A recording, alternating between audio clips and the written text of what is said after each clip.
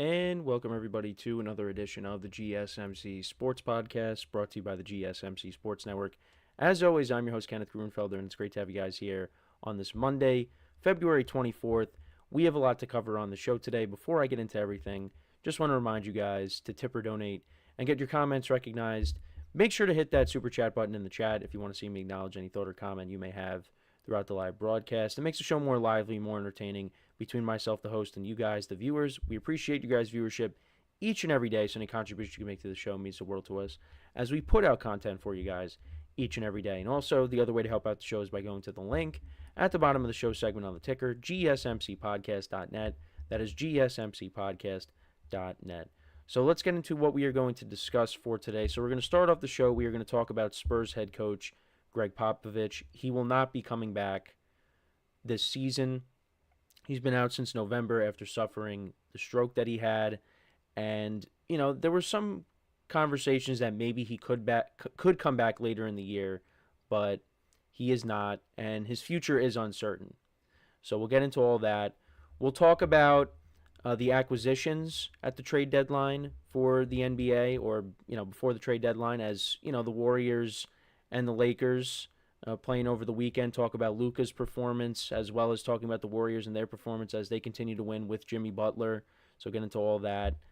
We'll get into talking about the Knicks as they dropped a couple of games to the teams that are ahead of them in the Eastern Conference, and how there's some concern there.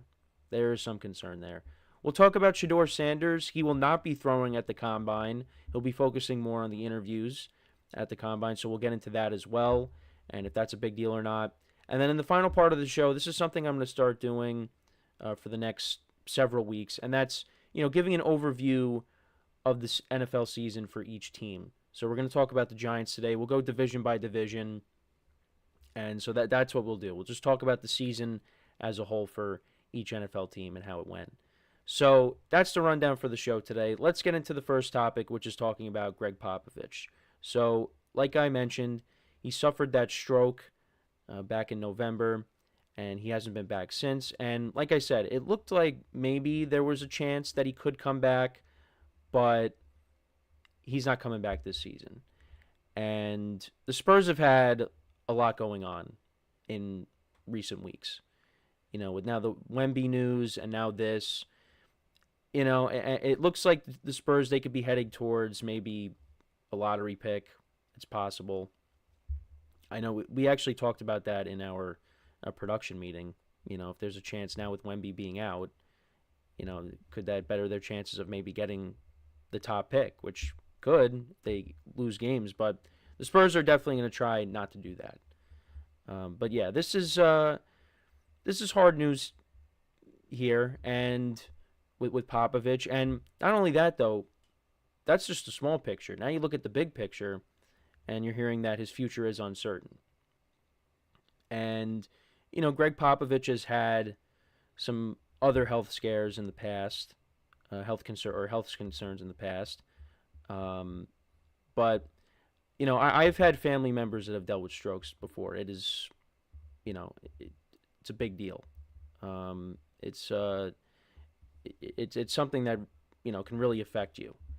And Popovich, if there was a chance that he was going to come back, probably wasn't as bad as with the some of the family members that I have seen experience this, which is good. That's good that he's able to.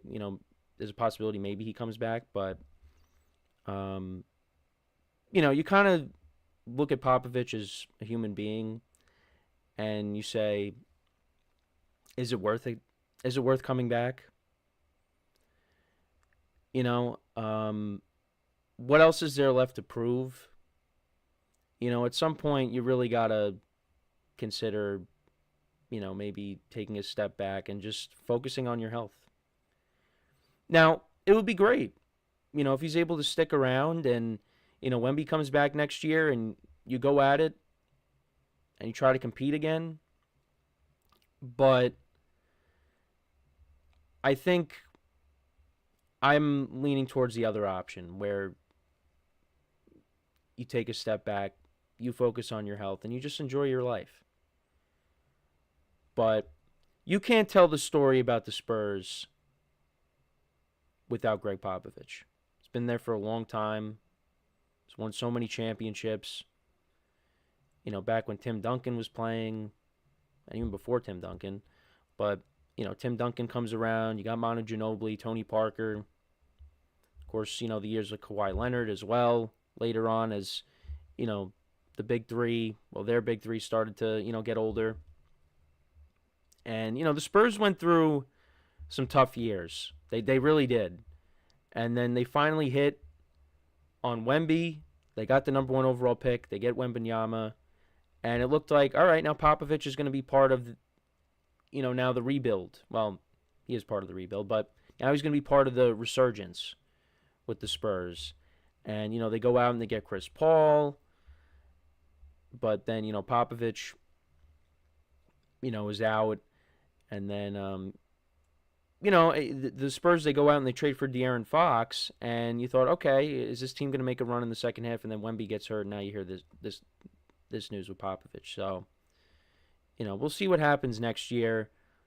But, for me, like I said, I would like to see, him focus on his health. But that's just me.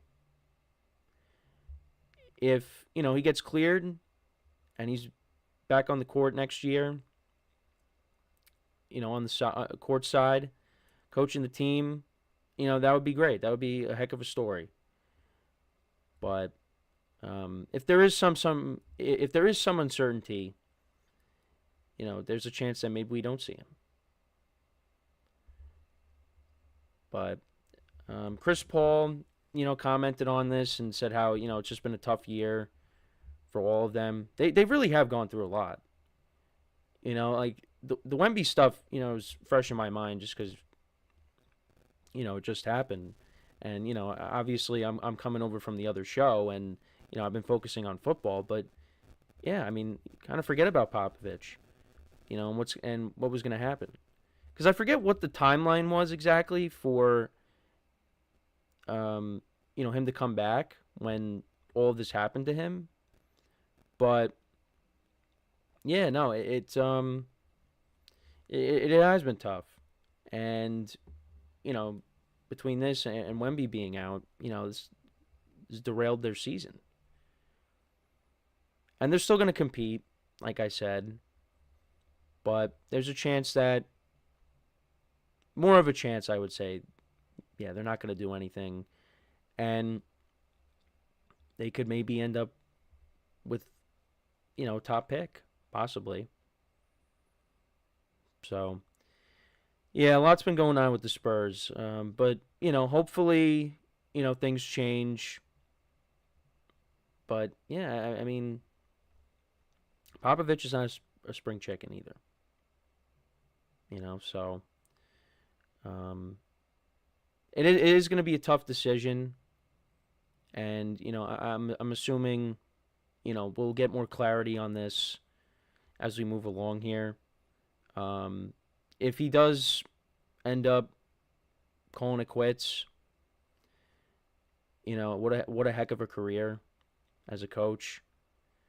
He's going to float into the Hall of Fame. There's no question about it. He's getting in.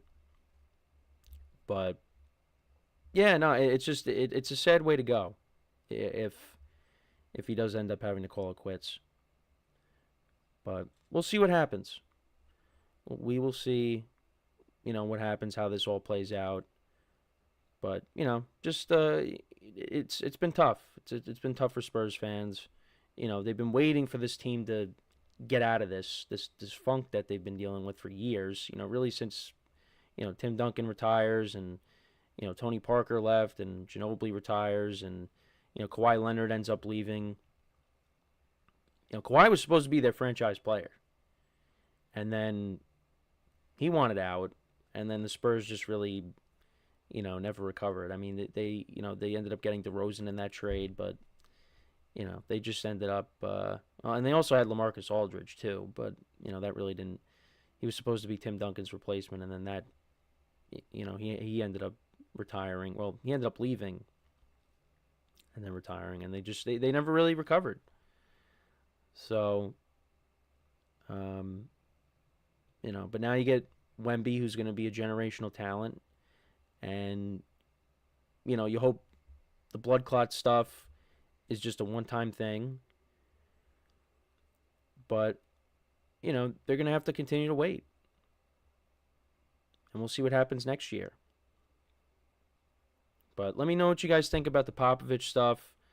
Do you think his time with the Spurs is up? I think it could be if there is, some questions on it. If there's some uncertainty there.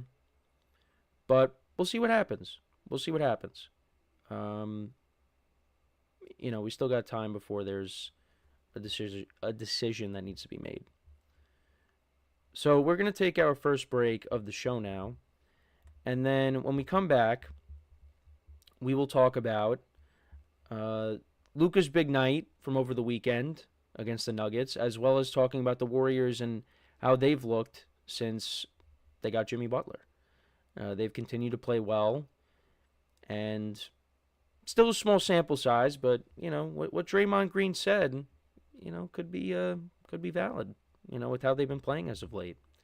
Now it is still too soon, but we'll get into all that. We got a few NBA topics to start off the show there. Look at that. So that is what we will get into when we come back from our first break of the show. Talk about a couple of trade acquisitions and how the teams have looked. So with that being said, stick around, and we'll be right back here on the GSMC Sports Podcast. I feel like I'm losing my mind. Is everybody in the world blind? Please, Lord, give me a sign, a sign. I feel like I'm losing my mind. Is everybody in the world blind? Please, Lord, give me a sign, a sign. I wanna be the greatest. Everybody on the fake shit. I look around and feel like everybody is the fakest. I make this every day and I'm impatient, hoping one day I blow up from the basement. Statement, the top is so vacant. I don't hear shit that I think is amazing. Waiting for my day when I'm playing sold out shows for 1,000 faces. Hey, give me that crown, get in my way and to be put down. It ain't your place, all this my town. If I want that shit, then I'll get it right now. I'm losing it, the noose it fits, some losing shit, a stupid myth. You choose to live or choose to dip, you choose to fight or lose your grip and lose a gift.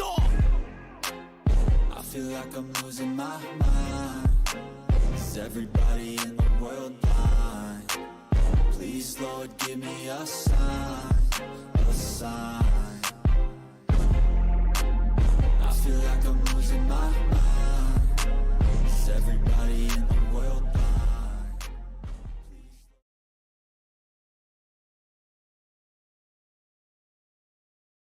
All right, and we are back here on the GSMC Sports Podcast, and for the second part of the show, we're going to talk about Luka Doncic, his big night over the weekend against the Nuggets, as well as talking about the Warriors and their continued success with Jimmy Butler. So, Luka has not been great so far with the Lakers, and, it's a combination of, a few different things.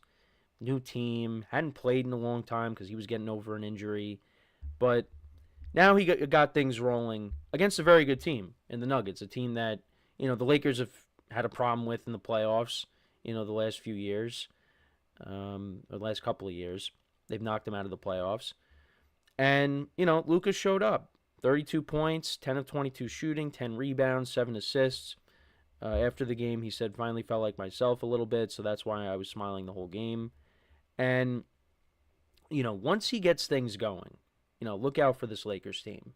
And you had, I think, 4 of the 5 players in their starting lineup all score in double digits, or I think all 5, actually, or all 5 of them. Let me just do a quick fact check, because the game was on Saturday, and I was at my cousin's wedding, so I didn't get a chance to watch it. But yeah, 4 out of the 5 players. So you had Rui Hachimura, he had 21 points. LeBron James had 25, Austin Reeves had 23, and Luka had 32. So that's good, getting production out of majority of your starters. I mean, obviously LeBron, there's no surprise there. Austin Reeves is a good player for them too. But that's encouraging. And again, especially against a team that you could be facing in the playoffs. And I think right now, the way things are set up in the Western Conference, would they be playing each other in the first round? Oh no, because the Nuggets are the 3. Lakers right now actually are the 4. They have kind of flip-flopped with the Rockets. I mean, they're both tied at 11.5 games out of first in the Western Conference, but right now the Lakers are ahead, so they would have home field advantage in that first round matchup. And then, the way the playoffs are set up right now, if they were to win in the first round against the Rockets, then they'd be playing, if the Thunder move on, they'd be playing the Thunder. So that would be an interesting second round matchup if we potentially get that. But back to Luka, though, he had 16 of his 32 points in the first quarter and played well. He played well and, still trying to get on the same page with LeBron James. That's still going to be a work in progress, of course. But, he's going to get himself back into the swing of things. And in the previous games that he played with the Lakers, he averaged 14.7 points per game, 6.7 rebounds, 5.3 assists, and 4 turnovers per game, which is not, Luka-ish, but he's going to get it going. LeBron had this to say, and this is via the Associated Press.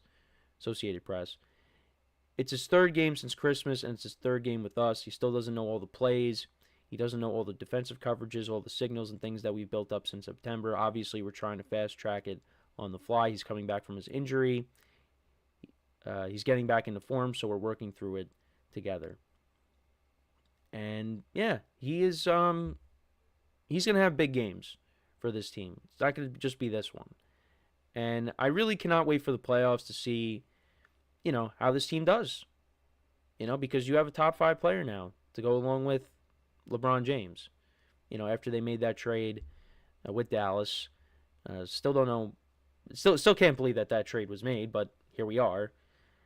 And the crazy thing is, their title odds went from 4,000 before the trade to now 1,400. It's a big jump. That's a big jump. And if the Lakers play like this, where you got, contributions from everybody in your starting lineup, and it's not like they did it against a bad team. They did it against the Nuggets, team that won the championship a couple years ago, against the Joker. So that's not a joke. And that was a bad joke that I just made. But, right now, Lakers are 8-2 in their last 10 games. They're playing good basketball right now. And, right now, you're 2 games behind the Grizzlies and the Nuggets. There's still time to, catch up to those teams and maybe surpass them. And then all of a sudden, you're the 2 seed. Doesn't look like anybody's going to catch up to the Thunder. Right now, they're 46-10. But, if you're the Lakers, hey, you're in striking distance of the other 2 teams. And if you could pass them, that home field advantage. You want that. So that's from the Lakers side of things. Now we go to the Warriors side of things. So they actually have continued to play well with Jimmy Butler. And like I, was jokingly saying, Draymond Green, what he said, so far, so good.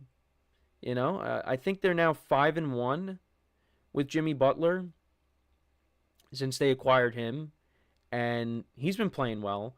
Yesterday they beat the Mavericks, Luka's old team, 126-102, and they had all 5 starters score in the double digits. Draymond Green had 13, Jimmy Butler had 18, Moses Moody had 14, Steph Curry 30 points on the day. Went 12 for 20 and went 3 for 8 from 3. But yeah, Jimmy Butler in his games with the Warriors, he has scored in double digits in all of the games. And he played 28 minutes last night, so that was actually the least amount of minutes he played in a game. He had 18 points, 3 rebounds, 5 assists, 1 turnover, 1 steal. And now the Warriors are 30 and 27, and they're currently the 9th seed.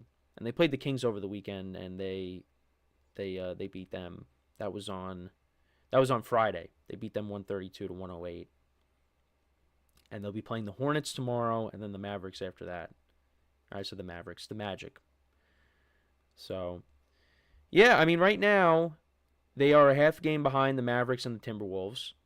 And then they're a game and a half back of the Clippers for the 6th seed. So, if they keep playing like this, they could find themselves out of the play-in and, in the top 6, and then you don't have to worry about it. So, yeah, you got to like how they're playing. And they're 6-4 in their last 10 games. They've won 3 straight. And the only game they lost was that close game to the Mavericks. So, that's the thing. There was some question marks with Jimmy Butler, bringing him in, and I agree. And I was also on the same page with people saying, how is it going to work with Draymond? Look, right now, things are working out. They gave Jimmy Butler the extension, and it seems like this team is heading in the right direction. And especially, you need that now for the stretch run here. Playoffs are coming up. We got 1 full month left, and then, we're off and running. So, and this could be their last chance. That's what people are talking about. This could be their last chance. So, we'll see what happens. I mean, I don't know if they have the team to do it this year. I think, the way they're playing right now, you have a chance to make a little bit of a run in the postseason because you have that experience. And now you got, if you get Jimmy Butler, you have Jimmy Butler, but if you have him, going into the playoffs and he somehow turns back the clock and is playoff Jimmy to go along with Steph Curry, that's going to be a problem for some teams in the playoffs. So I'm looking forward to that. Warriors are playing well. Now Luka is starting to get his confidence back. So, maybe we're on a collision course for maybe another LeBron James-Steph Curry matchup in the postseason. Imagine we see that to go to the NBA Finals. That would be quite something. But let's not get ahead of ourselves. But yeah, you got to like what you're seeing out of these two teams right now. I could definitely see the Warriors making a run here and getting themselves out of the play-in, and they don't have to worry about it. But like I said, it's still a small sample size, but you gotta like what you've seen so far out of them. And they're a team that they've done their share of winning, so you can't count them out. It's a completely different team, but they still got the coach. They still got that championship pedigree with Curry and Draymond there. So we'll see what happens. But you got to be encouraged. You got to be encouraged by what you've seen so far. So before we go to break, just want to remind you guys once again to tip or donate and get your comments recognized. Make sure to hit that super chat button in the chat if you want to see me acknowledge any thought or comment you may have throughout the live broadcast. It makes the show more lively, more entertaining between myself, the host, and you guys, the viewers. We appreciate your guys' viewership each and every day, so any contribution you can make to the show means the world to us as we put out content for you guys each and every day. And also, the other way to help out the show is by going to the link at the bottom of the show segment on the ticker, gsmcpodcast.net. That is gsmcpodcast.net. So, when we come back from our next break, we will talk about the Knicks as they continue to struggle against the good teams. Losing to both the Cavs and the Celtics over the weekend. And we'll kind of just get into the conversation of, I'm not going to call them frauds, but, are they going to be able to overcome this and, make a deep playoff run and maybe get to the NBA Finals? We're going to talk about all that when we come back from our next break. So, with that being said, stick around, and we'll be right back here on the GSMC Sports Podcast. Looking for your daily fix of sports talk without having to pay for it? GSMC Sports Network is available on YouTube. Just search GSMC Sports Network. Get your fix of daily sports talk shows on YouTube, absolutely free. NFL, college football, NBA, MLB, MMA, UFC, fantasy football, and so much more. GSMC Sports Network has shows running all day long, with new sports shows starting every 2 hours. Just like on your favorite cable sports channel, except GSMC Sports Network is absolutely free. Just search GSMC Sports Network on YouTube to catch one of your new favorite shows, like the GSMC College Football Podcast, Chip Shot Football Podcast, Hoops and Heels Women's Sports Podcast, GSMC Basketball Podcast, and so many more. Check it out for yourself. GSMC Sports Network, now available on YouTube absolutely free. Search GSMC Sports Network on YouTube right now.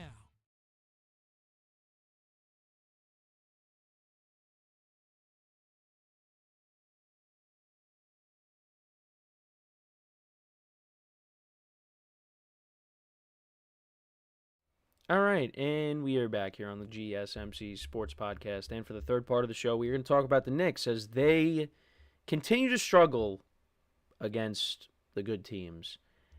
The game against the Celtics was a little bit close, but they got destroyed by the Cavs. And it's concerning.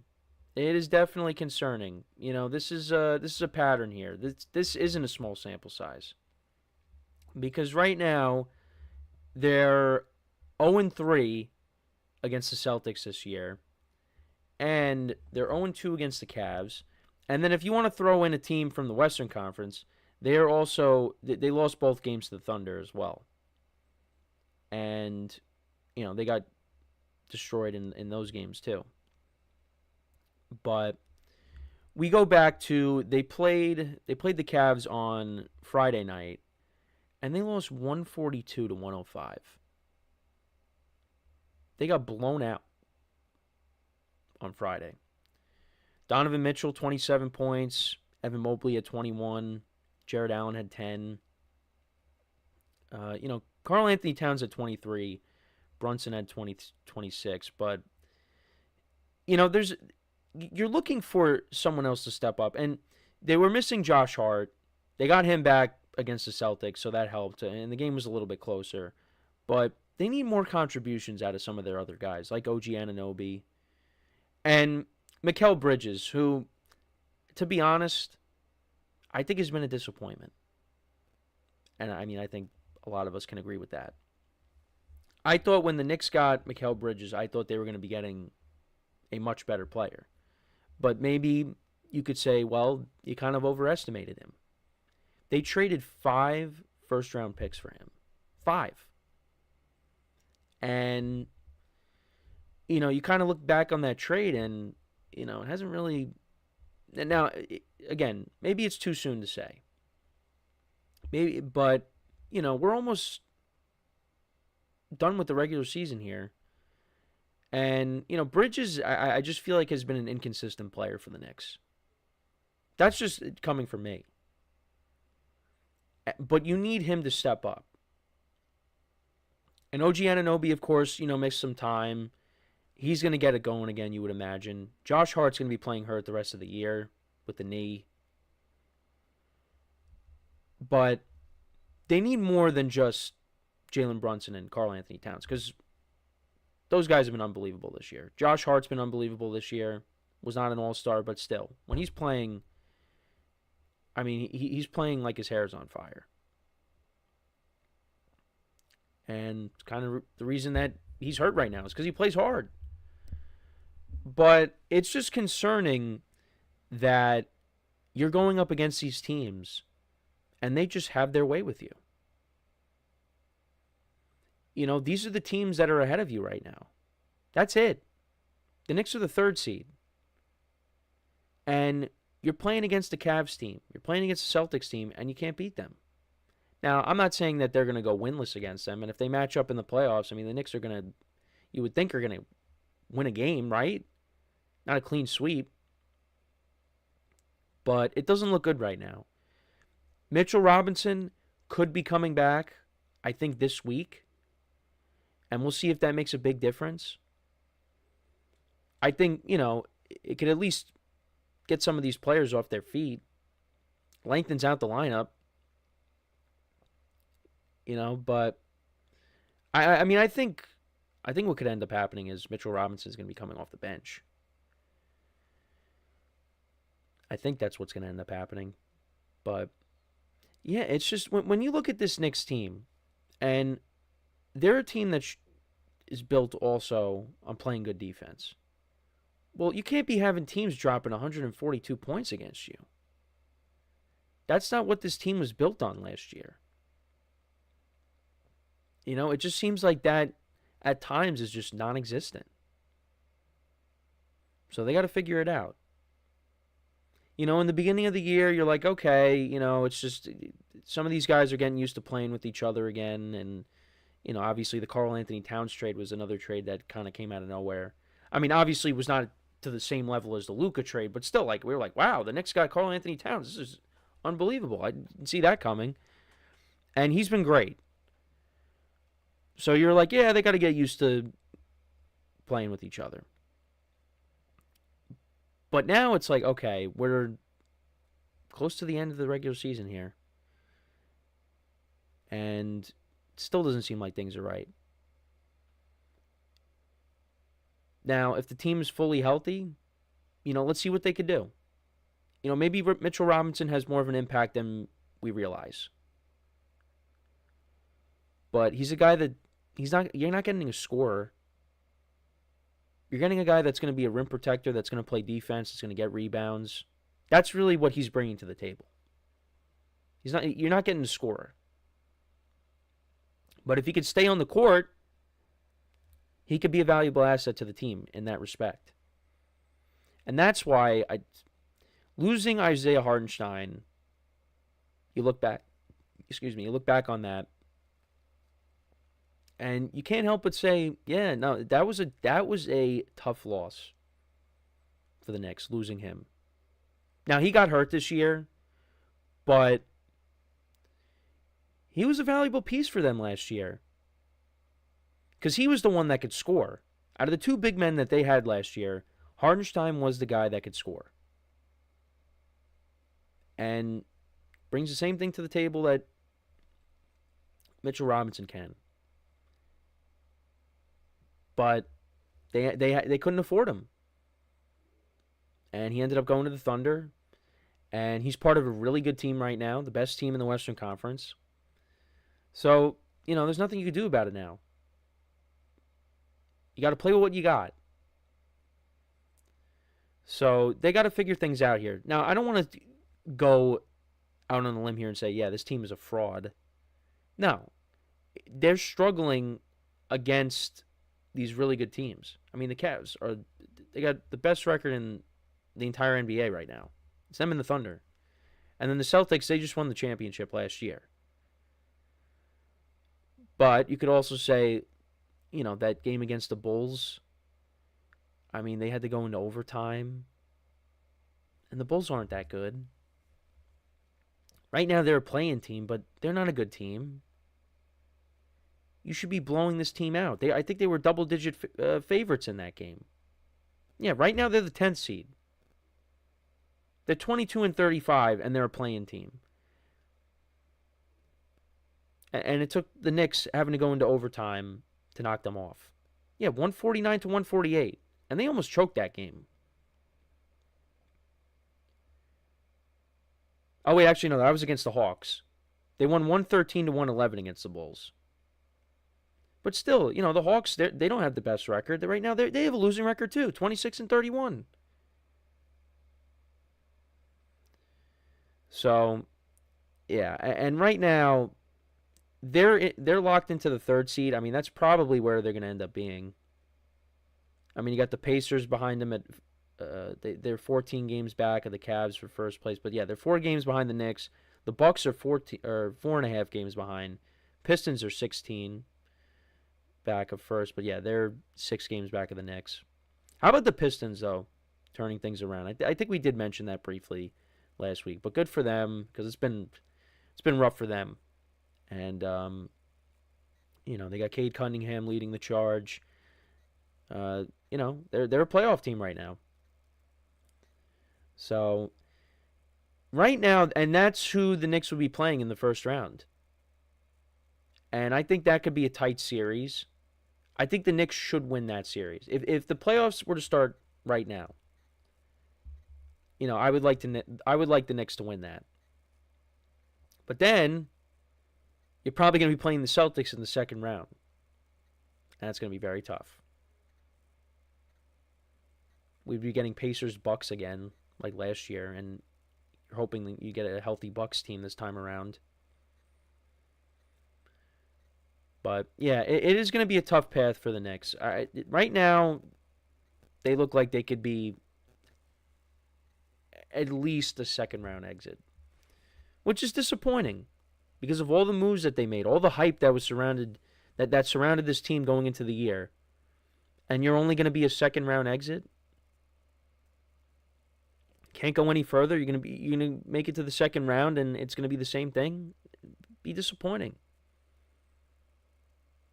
So they got some things they got to figure out. But yeah, let's see what happens when they get Mitchell Robinson back.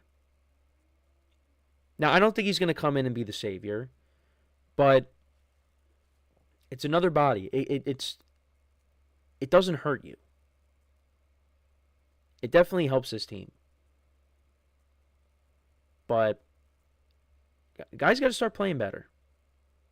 Bridges is one of them. Anunoby. Those are the guys that need to step up and help this team out. And the bench is what it is.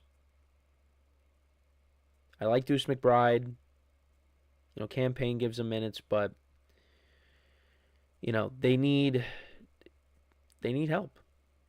And let's see if Mitchell Robinson is the missing piece. I wouldn't say that, but he's gonna help this team out. Let's see how they look when they get him back. But let me know what you guys think, though, about the Knicks and their struggles against these better teams. It's definitely a concern. It's definitely a concern, and you're hoping that, if you're a Knicks fan, that they could figure this out. But we'll see. So we are going to take our next break, and then when we come back, we'll get into some football stuff. We'll talk about Shedeur Sanders. He will not be throwing at the Combine. He's going to be focusing more on the interviews at the Combine. So we're going to talk about that. Is that a good thing or is that a bad thing? Should we be making a big deal out of that or not? We'll get into that when we come back from our next break. So we are finished with the basketball talk. A few basketball topics to start off the show. How about that? But we'll get into a couple of football topics, starting off with Shedeur Sanders, and then, of course, we will talk about the lovely football team that I root for, the New York Giants, and their season. So make sure to stick around, and we'll be right back here on the GSMC Sports Podcast.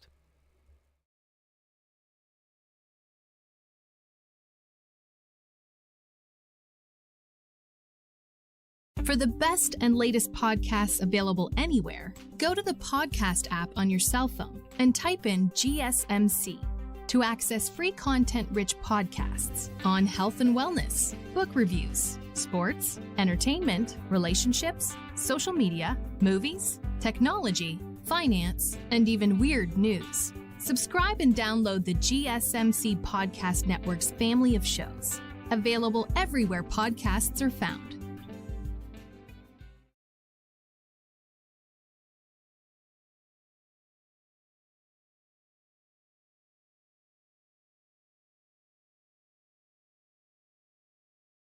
All right, and we are back here on the GSMC Sports Podcast. And for the fourth part of the show, we are going to talk about Colorado quarterback Shedeur Sanders, who will be a top pick in this upcoming NFL draft.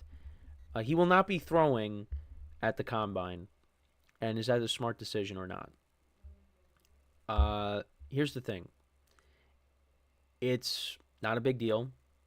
I mean, I'm not going to say it's like a smart decision, but it's not a big deal, and quarterbacks have done this. before. I mean, you could go back as recently as last year. Caleb Williams and Jaden Daniels did not throw at the combine. What these quarterbacks really do is they throw at their pro day. And the other thing, too, is, and it's a good point, you just take a look at the tape. Take a look at their film. You got all this game footage. I mean, do these quarterbacks really need to throw at the combine? And listen, I don't want to bash the combine, but it's kind of overrated.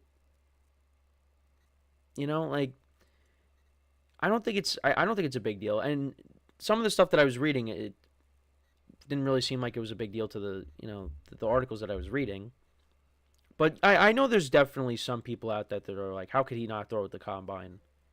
You have these scouts there, you want to show them what you could do. Listen, not every team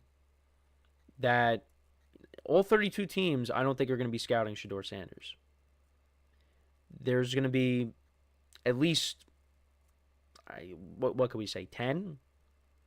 Unless someone, pulls off a trade, from, the teens or in the 20s and, trades up to get him, it's going to be at least, let's just say in the ballpark of 10 teams.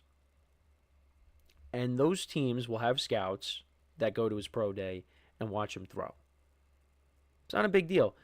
And the other thing, too, is, he wants to focus on the interviews. These coaching staffs, these front offices, they want to get into the mind of Shedeur Sanders. They want to ask him questions and, kind of see where he's at. What kind of player are these teams going to be getting? And he has been praised on his maturity level, and that's something that teams are going to look at and say, that's the guy that we want leading our football team. Now, I know there's maybe some hesitancy with that because, you got, his dad, which, can make headlines and create all this buzz, all this attention, which, could maybe make teams a little, hesitant, like I said. But listen, if he's a mature guy and, if he's developed right, could be a good player. I'm not saying, I've never said that, between him and Cam Ward, I've never said like, oh, these guys are going to be bust. It's just the way the perception is on these guys, they're not generational talents. And that concerns me about the team that I'm going to talk about in the next segment, because they have to make a decision on what they're going to do with their pick. Because they could get a quarterback. Maybe they do get one, whether it's Ward or Sanders. But you got to make sure that they are developed right. Because if they're not, this could be a disaster. And, we'll see. Because you got two teams ahead of the Giants right now, the Titans and the Browns. And I really don't know what's going to happen. I really don't. Because the Titans, they could trade out, or they could take a generational talent, because you've heard them say that. Well, do we look at Cam Ward and Shedeur Sanders as generational talents? There's other players. There's other individual players in this draft that are looked at as generational, but not one of these two guys. And, we saw how Will Levis played last year. He was not good. So they need a quarterback. And who knows, they could go with maybe a 41-year-old that's a free agent, which if that ends up happening, I won't be happy. But we'll see. But you got that, and then you got the Browns. I really don't know what they're going to do. Are they going to maybe dip their toes in free agency and try to get one of the free agent quarterbacks? Or are they going to take one? Only time will tell. But, yeah, I mean, I really don't have a problem with Shedeur Sanders not throwing. You got more opportunities to see him throw. Got the pro day. You got all this game footage. Now it's really about the person. What individual are you getting if you take him, if he's available to you? And it's part of that process. It's part of that process. That's how, that comes into the evaluation. That's why, sometimes when you get into the draft and you hear, oh, this team is a little hesitant about this guy because, attitude problems, off the field stuff, whatever. But if you're a good enough team that you can handle it, by all means. So, yeah, it's coming up. We are approaching March already, and before you know it, we're going to get to draft night, and all of our questions will be answered. It's really not, this year, it's not really concrete as to what is going to happen. Because you're hearing so many different things. I mean, you figure that, Shedeur Sanders and Cam Ward are going to go within, the first, few picks. But you never know. It could be possible that, the teams that are there, they could end up trading out. Other teams could be trading up. I mean, there's some buzz that maybe the Jets could trade up. And some people are very against that. Kind of just stay where you are and, draft the best player available. They're trying to maybe get Justin Fields. But, yeah, no, it's going to be very interesting. This year, it's really not clear. Last year, you were like, oh, yeah, Caleb Williams is going to be the first pick. And then Jane Daniels went. And then Drake May went. Now it's like, well, I don't know. Are they going to take... Because the quarterback class is not loaded. And then you got a defensive player that could be taken first. You got, a couple of receivers. Well, you got a hybrid player in Travis Hunter who could play corner and receiver. So you really don't know. You don't know. But, yeah, I mean, the Combine, it's not the worst thing in the world if you're not going to participate in the physical aspect of it. But I think it definitely is. See, now, if he said, I'm not participating in any of it, like not even, speaking to teams, I think that definitely would raise a few eyebrows. It's like, all right, so you're not going to do anything? I mean, obviously there's other ways of, meeting with teams, but that definitely is very important. That is important. Because you want to make a good impression.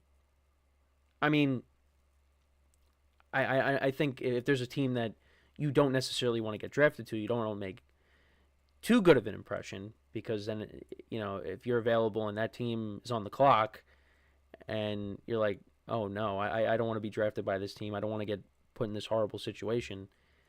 Yeah, but I mean, obviously you want the opportunity. And, Shedeur Sanders, wherever he ends up, I mean, it's, like I said, he's going to be within the first several picks. He's going to get his opportunity. And, we'll see what he's made of at the NFL level. I think I'm on the side of hopefully they get drafted and they don't start right away. You let them sit. Whatever teams get them, you have a veteran guy that comes in and starts for you. And then, you hand it off to them when they're ready, when you feel they're ready. But the team that we're talking about in the next segment, if you draft one of these young guys, you might have to start them right away. Or you are going to have to start them right away. Otherwise, you're out.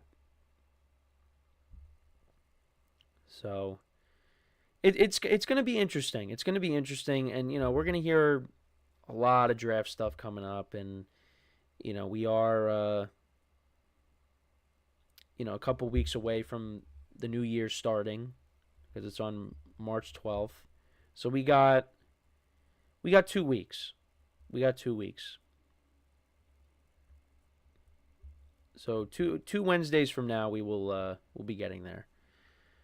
So and then we're off and running. But let me know what you guys think though about Shedeur Sanders not throwing at the combine. Do you think it's a big deal? Do you not think you don't think it's a big deal? I don't think it's a big deal at all, based on the reasons that I gave you. You could look at their game tape. He's going to be throwing at his pro day. you're still going to be able to meet with the player and, engage with them and, kind of quiz them a little bit. I know I saw a little bit of that on Hard Knocks with the Giants, but, that's what they're going to do. I only made that face because, it's just the Giants being on Hard Knocks was not a good decision by them now, looking back on it.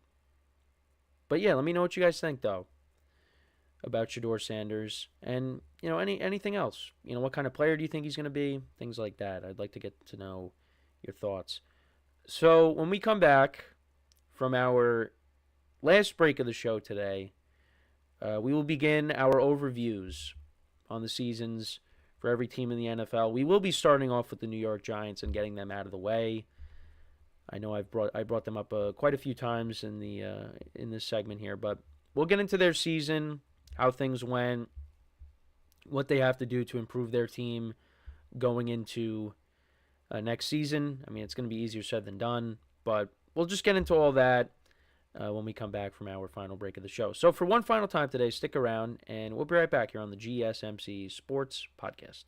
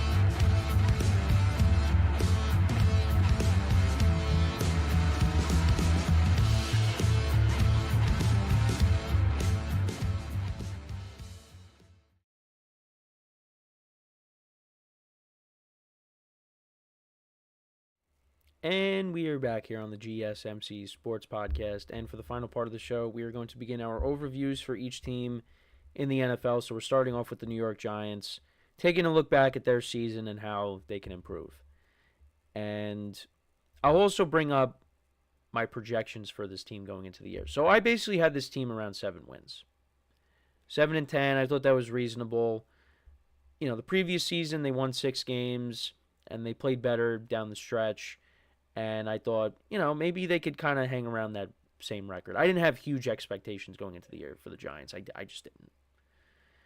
And they won 3 games. And Daniel Jones ended up getting let go. The defense was a disappointment. The offense obviously was the bigger disappointment of the two. But it was a tough year. It was a tough year to be a Giant fan. I mean, I went to the first game of the year, and that stunk. It really did. Got off to a good start, but, after the Giants kicked that field goal to put themselves ahead at 3-0, it went downhill after that. And there's a lot that this team needs to do. I think they have around a little over $40 million in cap space. So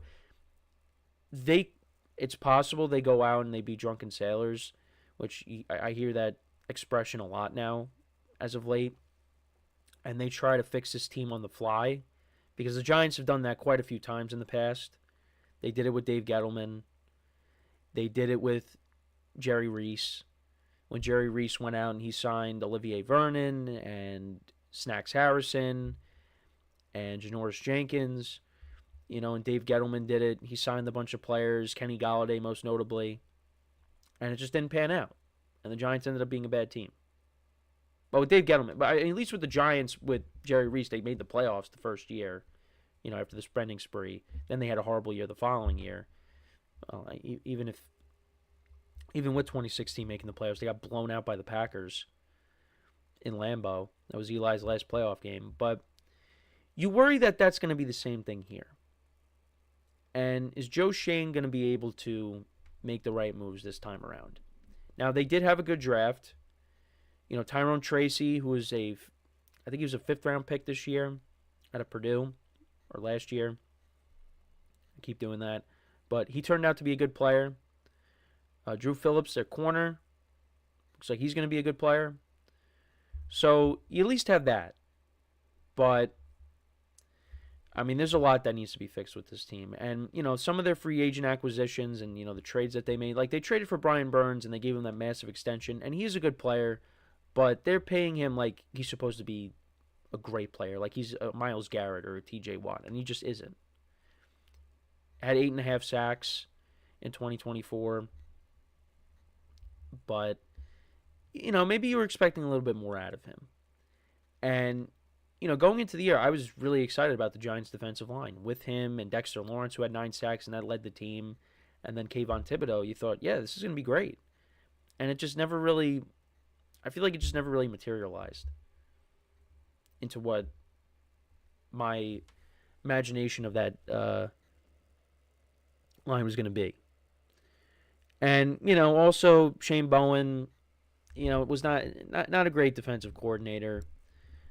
Yeah, it's tough. It's tough. And, you know, the offense, like I said, it's the bigger disappointment of the two. You know, from the quarterback position, it was just Malik Neighbors. You know, well, I shouldn't say that. I was talking about just from a receiver standpoint. But Malik Neighbors was a lone bright spot. You know, Wan'Dale Robinson's a good player, but Jalen Hyatt's been a massive disappointment. You know, tight end, and Theo Johnson got hurt. You know, the tight end out of Penn State. And you were hoping that when they got Darren Waller the previous season that he was going to be the guy, and that just did not happen. Devin Singletary was not a good signing. Tyrone Tracy took that starting job from him. And, you know, you let go of Saquon Barkley, and you see what he did with Philadelphia. He ends up winning a Super Bowl. I mean, I don't think anybody really could have imagined Saquon having this kind of a season.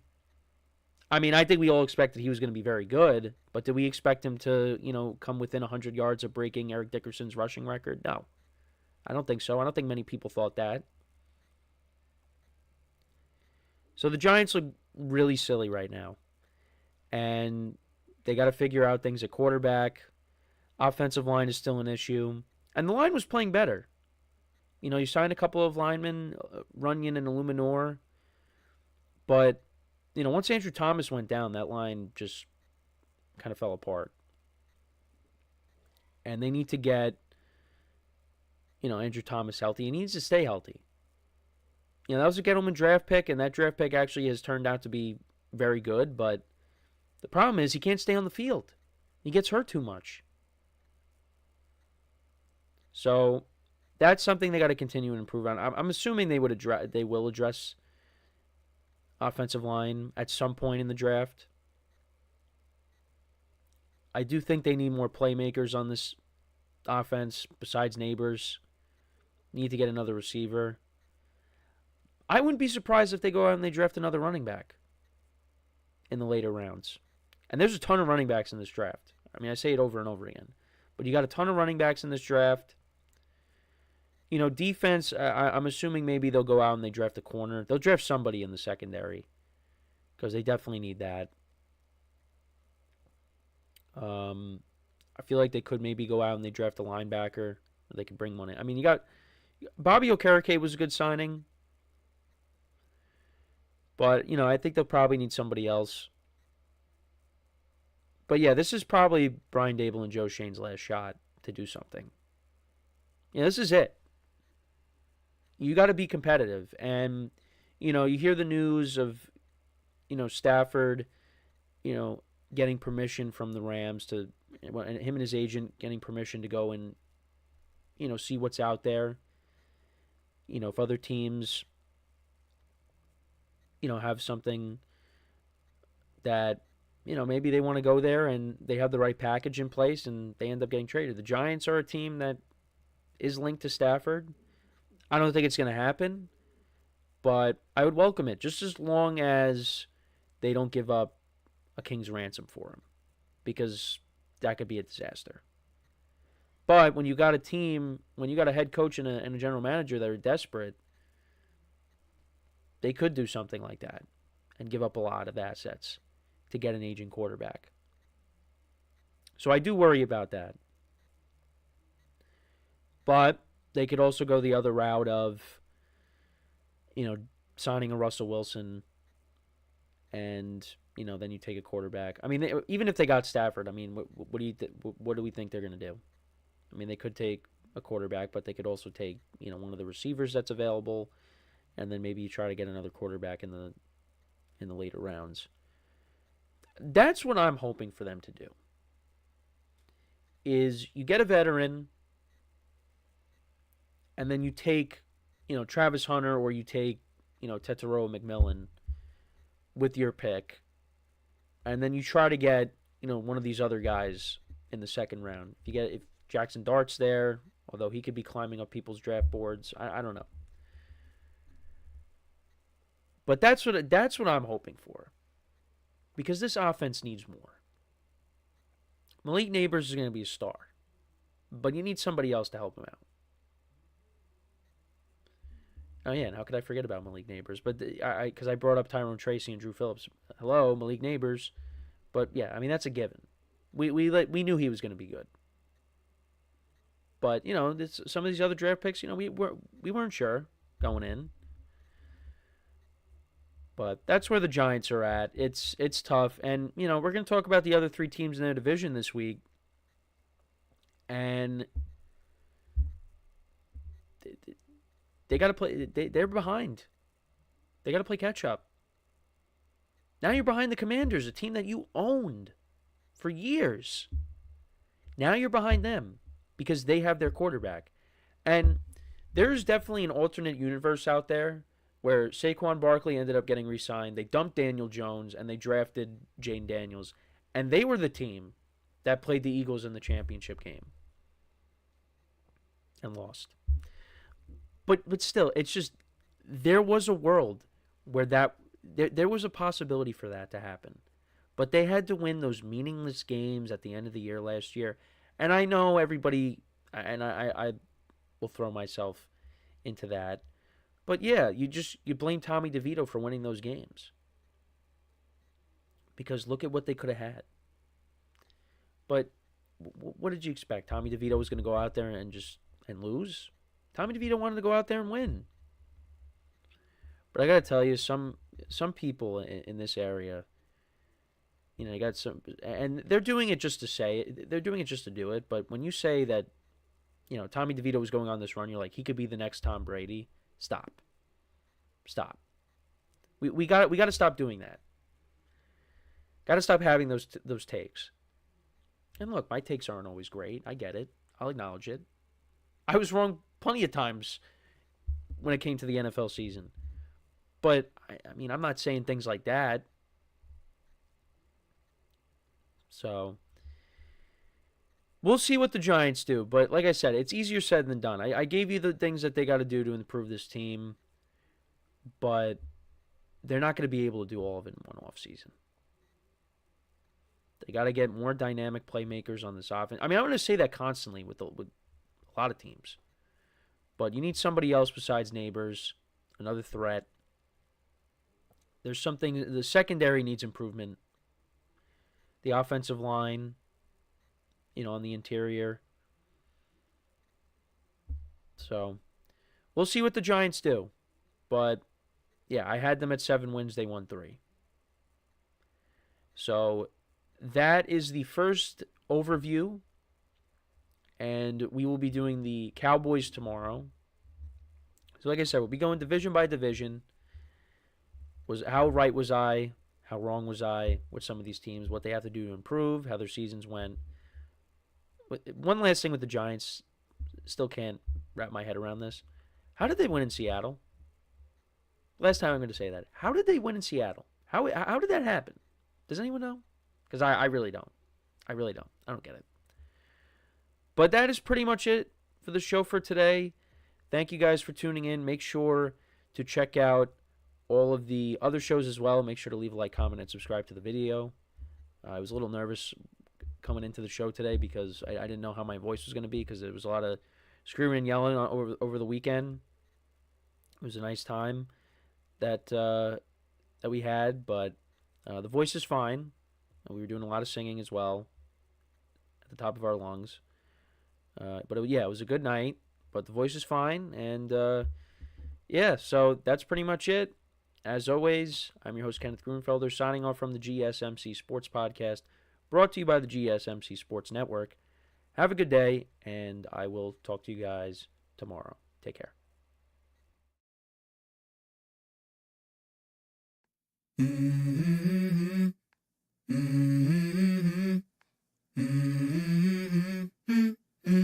Let's go.